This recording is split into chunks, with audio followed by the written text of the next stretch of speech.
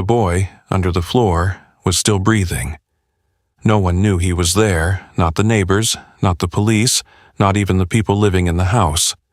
But every night, a faint sound came from beneath the floorboards, soft, slow, desperate. At first, easy to ignore, until one night, it stopped and something else replaced it.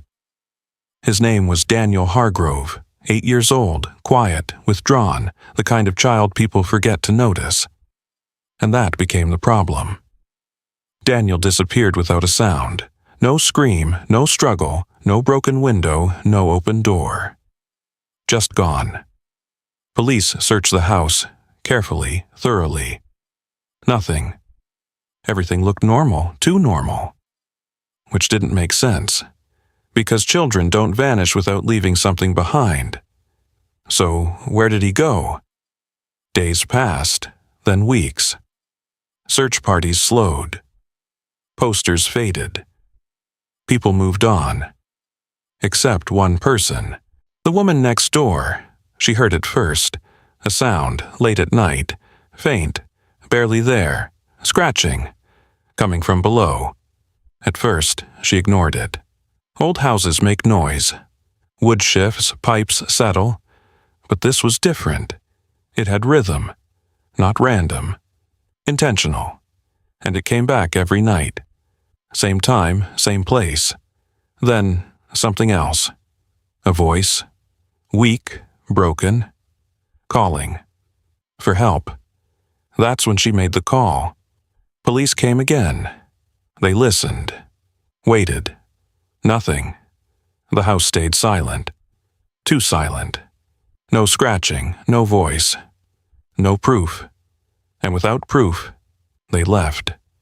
But the sound returned. Softer now. Slower. Like something fading. Running out of strength.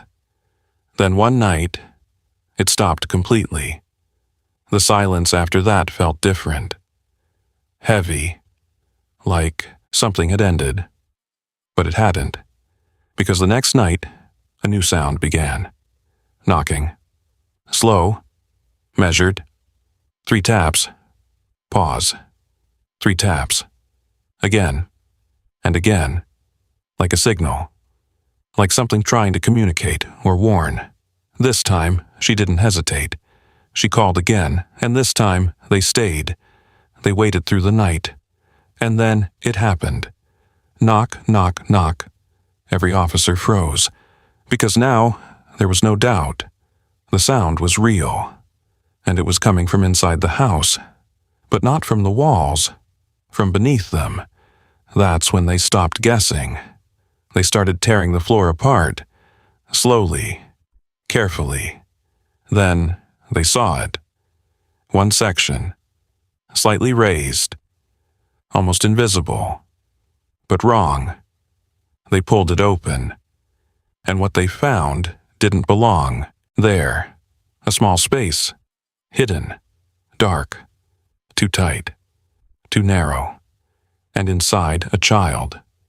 Daniel. Curled into himself. Barely moving. Still breathing. Eyes open, but distant. And in that moment, everything made sense. He had never left. He had been there the entire time. Under the house. Calling for help. And no one heard him. But something else had. Because Daniel wasn't alone. Behind him, the walls told a different story. Scratches. Deep. Layered. Not made by small hands. Something else had been there. Something stronger. Something patient. That's when Daniel spoke. Barely a whisper. He didn't go. No one moved. Who? An officer asked. Daniel's eyes shifted. Upward. Toward the house above. And then, it happened. Knock, knock, knock. From upstairs, not below, above. Every officer turned. Because the sound had moved. Whatever had been under the floor was no longer there. And now, it was inside the house. That's when fear became real. Not confusion, not doubt. Fear. They searched the rooms. Every corner, every wall. Nothing. No one. But the house felt different. Occupied. Watched. Like something had shifted positions. Daniel was taken out. Alive, but changed. He didn't speak much after that. Only fragments. A man. A voice. And something that stayed in the dark. Waiting. Watching. The house was sealed. Again. No one allowed inside. No one willing to go back. But the reports didn't stop. Because weeks later, neighbors started hearing it again. Not from below. From inside.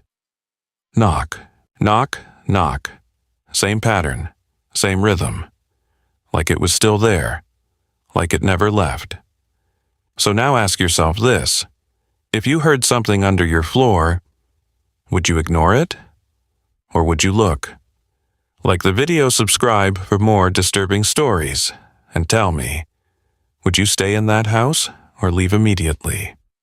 Because maybe it wasn't the boy who was trapped. Maybe something else was. And now it's not under the floor anymore.